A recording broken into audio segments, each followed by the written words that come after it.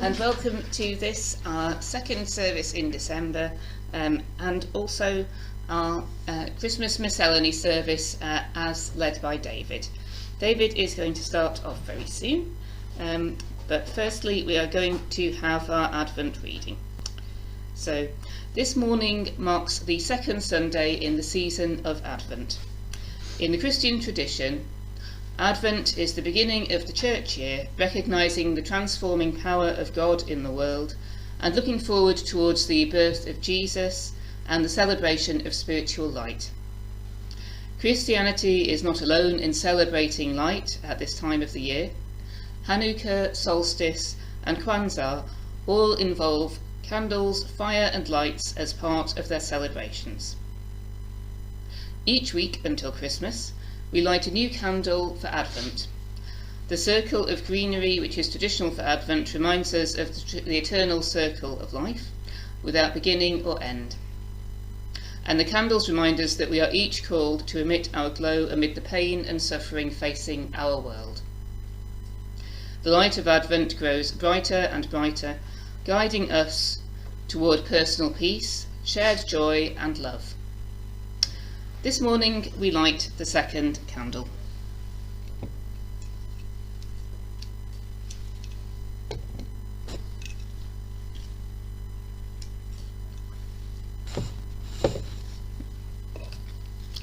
We light this candle as a symbol of our longing for peace.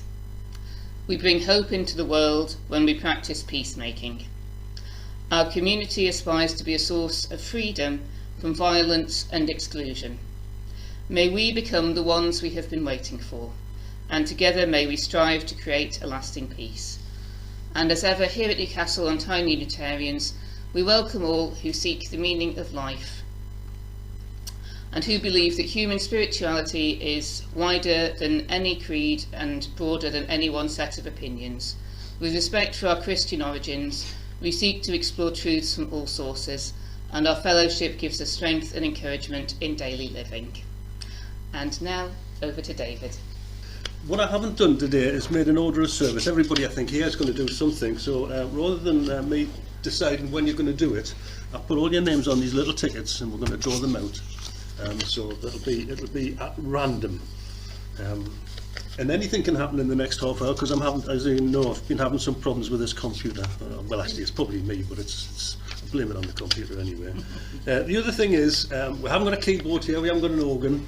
I hate using recorded music because if it hasn't got the voices on, it can go anywhere. So we're going to attempt to do some campfire carols. So that could be very interesting. So opening words by Charmaine J. Ford.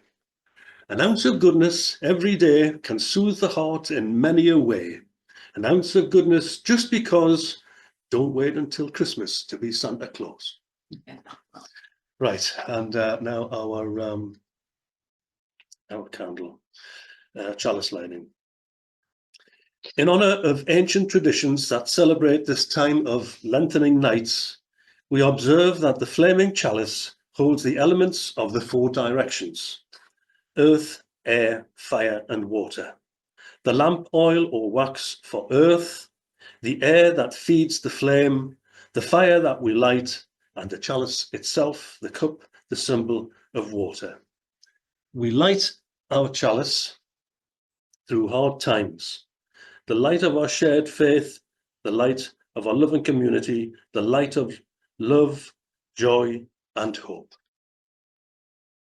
And that was a chalice lighting by Sharon Wiley. And just another word, Christmas is forever, not for just one day, for loving, sharing, giving, and not to put away, like bells and lights and tinsel in some box upon a shelf. The good you do for others is the good you do for yourself. Right. First thing, you'll have a carol song sheet there.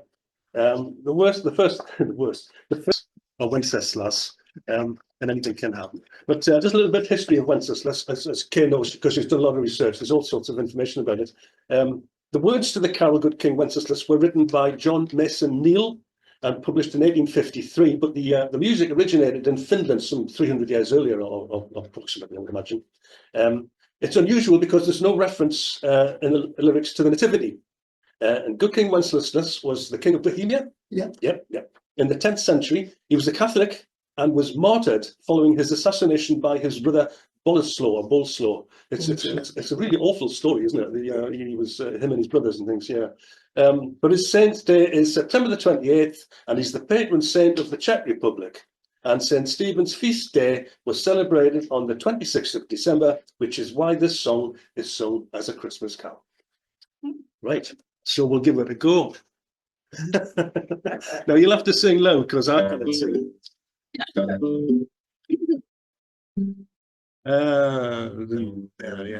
So I'll start it off, okay? Here we go. Good King Wenceslas last looked out on the feast of Stephen, when the snow lay on about, deep and crisp and even. Brightly shone the moon that night, though the frost was cruel, when a poor man came in sight, gathering winter fuel.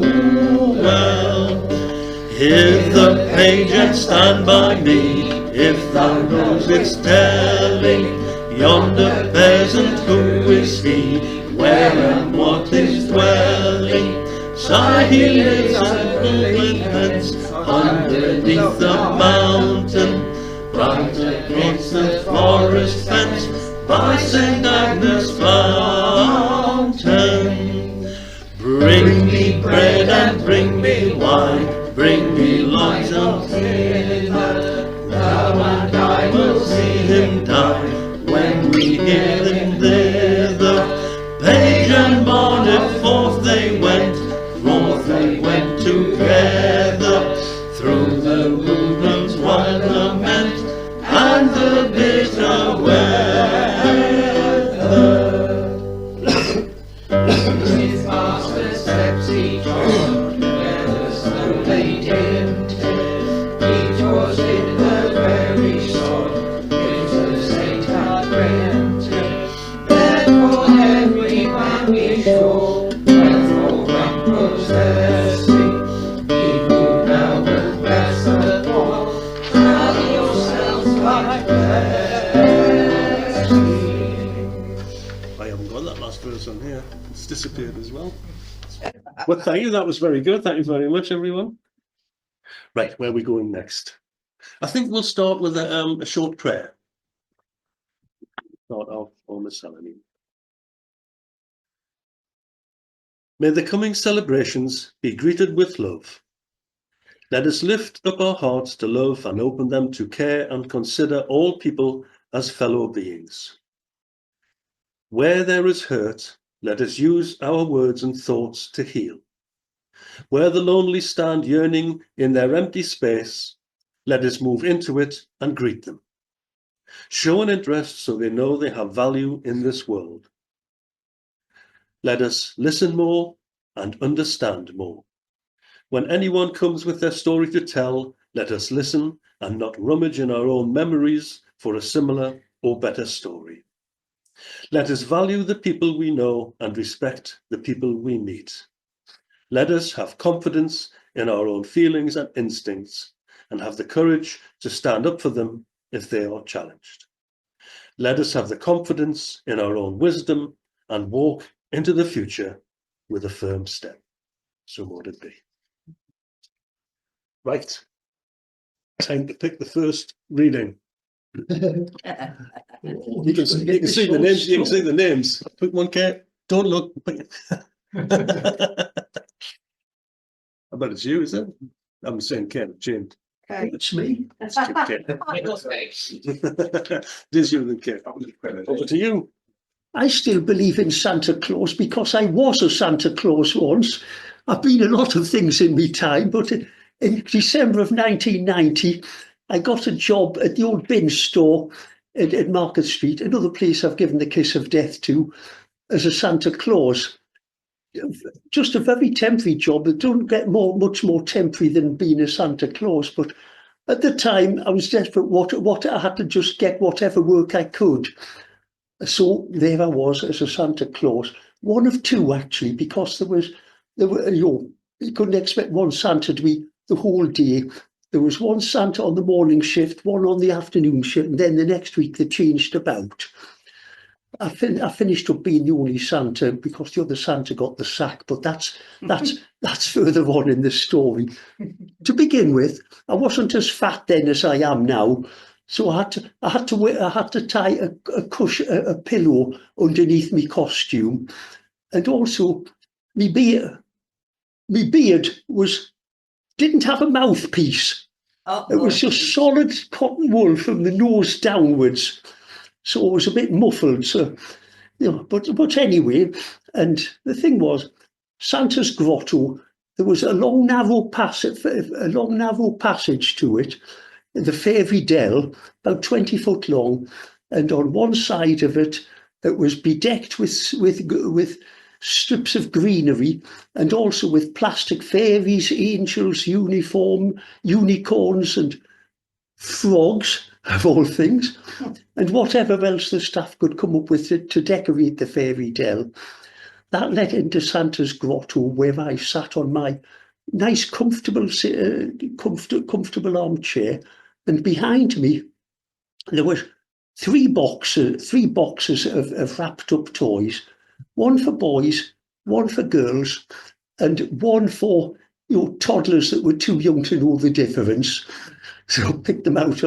Whatever. And the system was free to come into Santa's grotto, sit on Santa's knee and have a talk with him.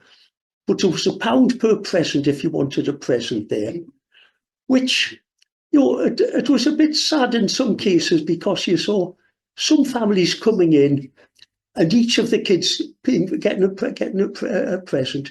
And then you'd have a family come in where the mother was obviously too poor to pay for presents, but and looking enviously at the kids just in front of them that had gone away with presents. So I'd pick a present, pick out a present for each of them and promise myself to pay the odd pounds out of my wages. And anyway, on the winter, I soon learned after my first experience that some toddler, so after first having me lap soaked, if there was any toddlers that looked too young to that might be incontinent. Otherwise, what you'd expect for Santa, most kids come in with a great long screed of what would you like for Christmas. I mean, we were briefed first by the store manager. Don't promise them anything. Say that you'll do your best. But the Santa's storeroom, sometimes you run out of some items and they might have to make do with something else. But you would do your best to get them, but never promise them anything. And anyways as well, as I say, most kids, great long list of promises of presents that they wanted to get. But I found that there was one girl who looked actually about 9 or 10, maybe she's a bit old to be believing in Santa. And when she sat on my knee, I was asking her what she wanted for Christmas. And in a little soft voice, I said, well, bear in mind communism in 1989 across Eastern Europe and in Romania, toppled and executed. And then it came to light the scandal of the Romanian orphanages. While he'd been living in luxury in his palaces, orphan kids in Romania were being kept in absolute squalor. And anyways, it was still in the news then in 1990. And she said, and this girl said to me, well, if it's all right with you, Santa, do you mind if you give my present, the presents that I'd be getting, if you give them to the poor orphans in Romania, which gets you here a bit. So I said to her, well, I'm sure there'll still be enough presents for what you said, and I'll try to presents. Surprised to me at first. There was some famously Jewish little boys with the dreadlocks and the skull caps and that. And the mother saying to me, I've got to keep this secret from their father because he's strictly orthodox and he wouldn't allow them to come if he knew. But of course, the kids had been seeing all their classmates at school enjoying Christmas and they didn't want to miss out. Sorry. So anyway, to the Jewish mothers, I'd say, well, Jesus was a little Jewish boy. It's just that Christians and Jews believe different things about him. Christians believe that he was the Messiah. Jews believe that Messiah is still to come. Yes. And also to the Asian ones, or at least the Muslim ones, which you would tell by the mother wearing the hijab there, point, well, Jesus was one of the, is recognised as one of the prophets in Islam, which he is actually. And also in Islam, they make greater stress on the virgin birth than a lot of Christians do, because they make a lot of stress on the miracle of the virgin birth. Isa ibn Maryam, Jesus the son of Mary, whereas to the Jews is Yeshua ben Yosef, Jesus son of Joseph, no mention of Mary. Anyways, that was me spiel there to them as well. And I thought to myself, I hope I haven't exceeded my remit here and caused any offence. But they were, on the other hand, they were delighted. And later on, the store manager came to me and said, I've had reports about you. And I thought, But no, it had a good feedback from some of them. So I was being complimented. Didn't give me a rise in my wages, but still I was being complimented. Anyway, getting to the other Santa, and of course, then again, so if I had to go to the loo or that for anything, I put a board up saying, gone to feed the reindeer, back shortly and that. And anyway, as to the other Santa, well, often he turned up drunk or didn't turn up at all, and I had to work his shift as well as my own. He used to do gigs, playing a guitar somewhere, doing gigs, and sometimes sometimes didn't recover enough in the morning if he was on the morning shift to come in. So I'd get a call from Binge to say, "Can you come in?" And anyway, he had one really horrible little kid. He regaled me with this story. A kid that, when he said, "Have you been a good boy now all year?" And this scowling little brat glowering at him, while his mother was in, "He hasn't been all that good, Santa." And the other Santa said to him, "Oh, that's if you haven't been a good boy for Santa, Santa might not bring you any presents." So this kid said, "If you don't bring me any presents, I'll come into the store and steal them," which wasn't very nice. But there's worse to come, because then the other Santa said to him, "Oh, that stealing the presents isn't very nice. If Santa catches you stealing the presents, Santa might chop your hands off," which sounds a bit fundamentalist. But this little kid wasn't fazed at all by that. He just glared at Santa and said, "Something so-and-so head off." So, and the mother looked at it as if she wished the earth would open and swallow her up.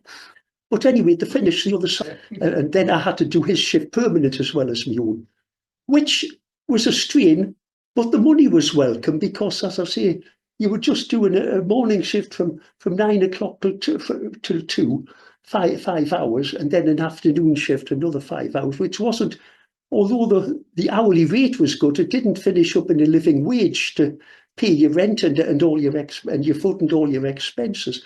But anyway, as I said, I was soon doing extra shifts, extra money, and then of course they were going on to the late opening in the store, so I was often working from 9 o'clock in the morning till 9 till 9 at night. And then of course, after Christmas Eve, well, Santa's redundant after that and back on the dole. And then they must have appreciated me, because a year later, I got a call from the store saying, "Would you come and be Santa again?" But by then I'd landed a 12-month contract for an office job with regular hours and much better pay. So that was my one and only experience of being a Santa Claus. Anyway, as I say, it was an experience. Thanks. Thank you very much, Kate. You're welcome. Always interesting. Always interesting. I think we'll try and sing again, if that's all right. We Three Kings of Orient are. Are we? We Three Kings. And I've got the words this time. Let's try and be crazy. Okay, I'll lead you in them. We three kings of Orient are, bearing gifts we travel afar, field and fountain, moor and mountain, following yonder star. Oh, star of wonder, star of night, star with royal beauty bright, westward leading, still proceeding, guide us to thy perfect light. Born a king on Bethlehem's plain, gold I bring to crown him again, king forever, ceasing never, over us all to reign. Oh, star of wonder, star of night, star with royal beauty bright, westward leading, still proceeding, guide us to thy perfect light. Frankincense to offer have I, incense urns of deity nigh, prayer and praising, holy and praising, worshipping God most high. Oh, star of wonder, star of night, star with royal beauty bright, westward leading, still proceeding, guide us to thy perfect light. Myrrh is mine, its bitter perfume breathes of life, of gathering bloom, sorrowing, sighing, bleeding, dying, still in the stone cold tomb. Oh, star of wonder, star of night, star with royal beauty bright, westward leading, still proceeding, guide us to thy perfect light.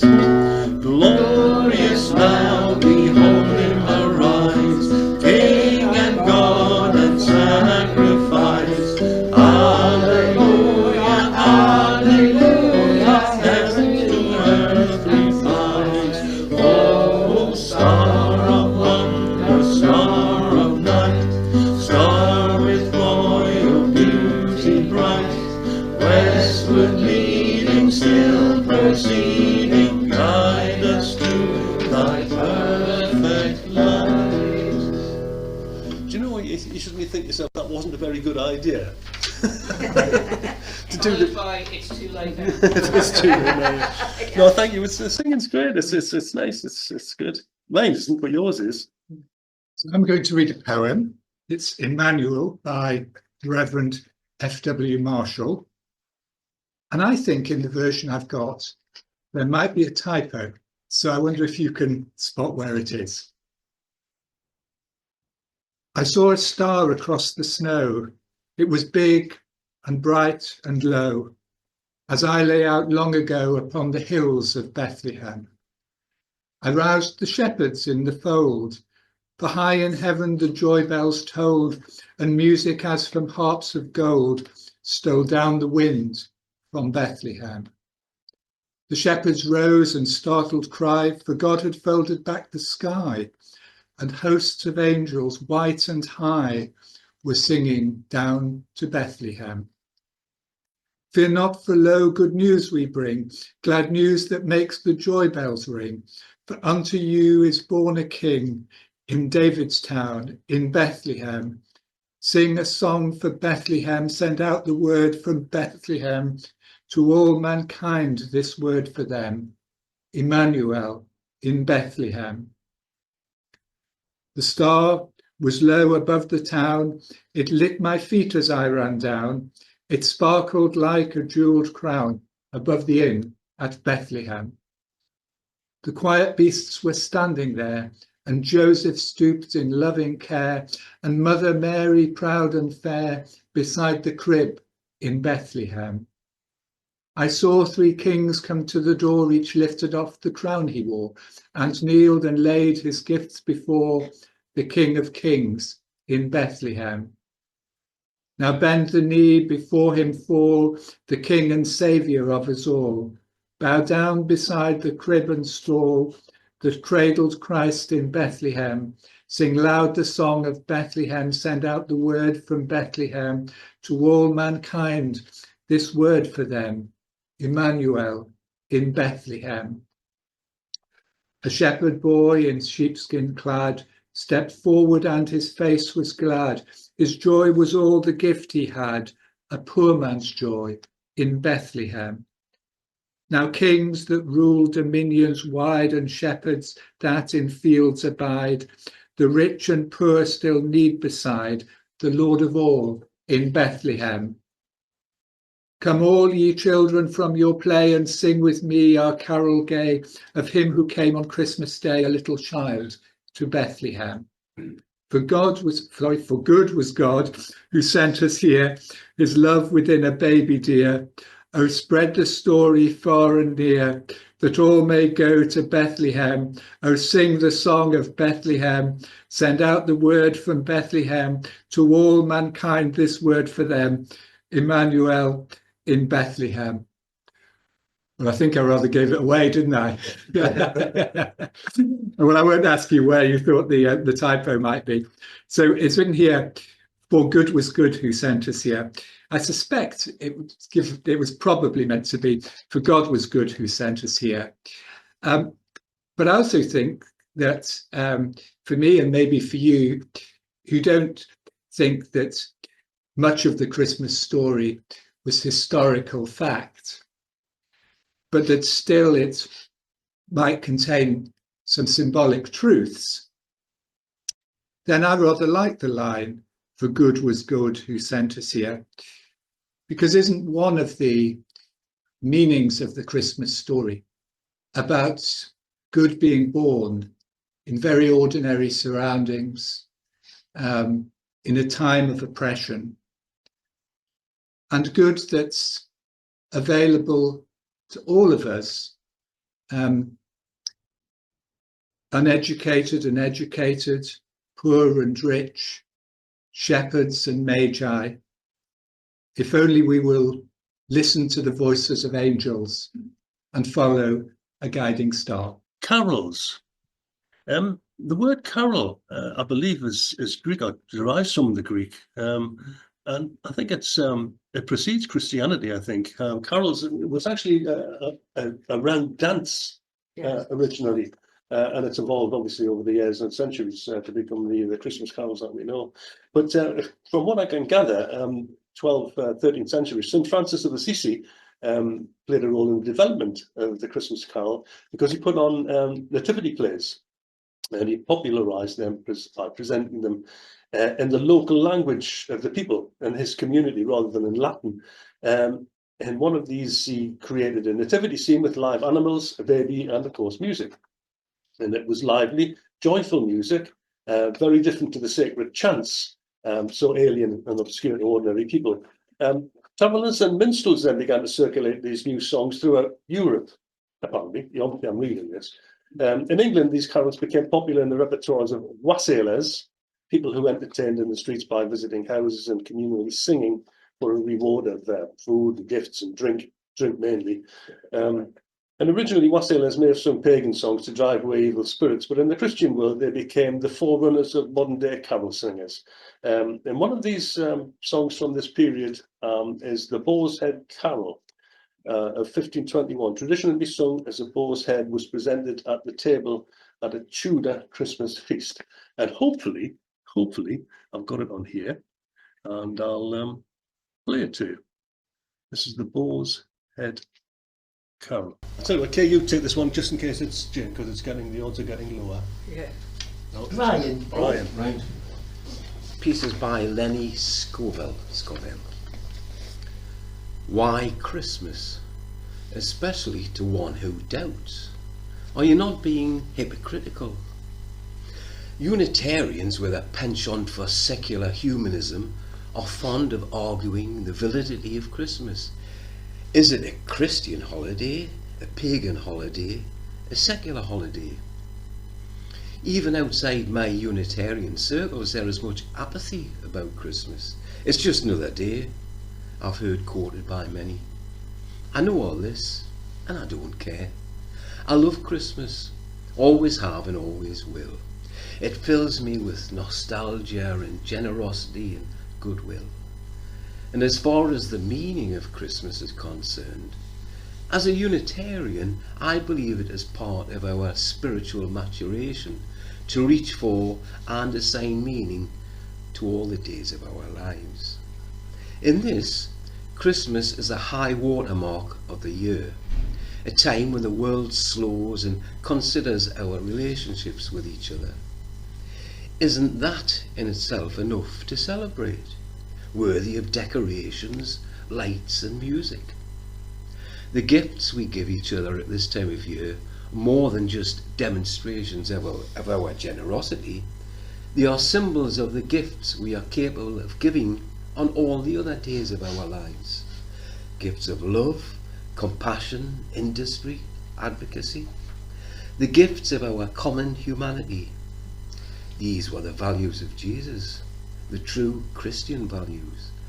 And if we, as Unitarians, need to reconcile the language of Jesus as a saviour in celebrating Christmas, can we not acknowledge that through his ministry of compassion, he was in fact our saviour by showing us the way to save ourselves? Wassailing. I love that word. The definition of it is, in short, I think this is a definition that's people put somewhere, is drink plentiful amounts of alcohol and enjoy oneself with others in a noisy and lively way. That's wassailing. The tradition of wassailing falls into two categories. There's the house visiting wassail and the orchard visiting wassail. And the house visiting wassail is the practice of people going door to door, singing and offering a drink from the wassail bowl in exchange for gifts. And this practice actually still exists, apparently, but it was largely being replaced by caroling. Now, the orchard visiting wassail refers to the ancient custom of visiting orchards in cider-producing regions of England, reciting incantations and singing to the trees to wake them up, to banish evil spirits and to promote a good harvest for the coming year. And what they used to say or sing was, "Here's to thee, old apple tree, that blooms well, bears well, hats full, caps full, 3 bushel bags full, and all under one tree. Hurrah, hurrah." Basically, the pre-Christian midwinter celebration was all about drinking, singing, and generally having a good time to brighten up the darkest days of winter. But it's we wish you a Merry Christmas is the first one. Good tidings we bring to you and your King. And we wish you a Merry Christmas and a Happy New Year. The second, bring us some figgy pudding and a cup of good cheer. And the third one is we won't go until we get some. And we won't go until we get some, so bring some out here. We wish you a Merry Christmas. We wish you a Merry Christmas. We wish you a Merry Christmas and a Happy New Year. Good tidings we bring to you and your King. We wish you a Merry Christmas and a Happy New Year. Oh, pudding, oh, bring us a figgy pudding. Oh, bring us a figgy pudding and bring some back cheer. Good tidings we bring to you and your King. We wish you a Merry Christmas and a Happy New Year. We won't go until we get some. We won't go until we get some. We won't go until we get some. So bring us that here. Good tidings we bring to you and your King. We wish you a Merry Christmas and a Happy New Year. The country from which turkeys were introduced is America. Yes, The plant associated with Christmas is mistletoe. If you were born on Christmas Day, you would be Capricorn. The 3 wise men were Balthazar, Melchior and Caspar. The Vicar of Dibley, that was Dawn French. The British actor who starred in the 1951 Scrooge was Alistair Sim. Yeah. The British character known for his sheep-related escapades was Wallace from Wallace and Gromit. Well worth a watch. The British actor-singer who narrated the 1982 Christmas animation The Snowman was, believe it or not, David Bowie. Was it? Yeah. The 12 Days of Christmas, the maids were milking, Yeah. and Dandini is a character in Cinderella. Oh. Oh, got that wrong. There's no prize. Well, David. Yeah. Anyway, I'll do the benediction. No matter how weak or how frightened we may feel, we each have gifts that can make a difference in the world.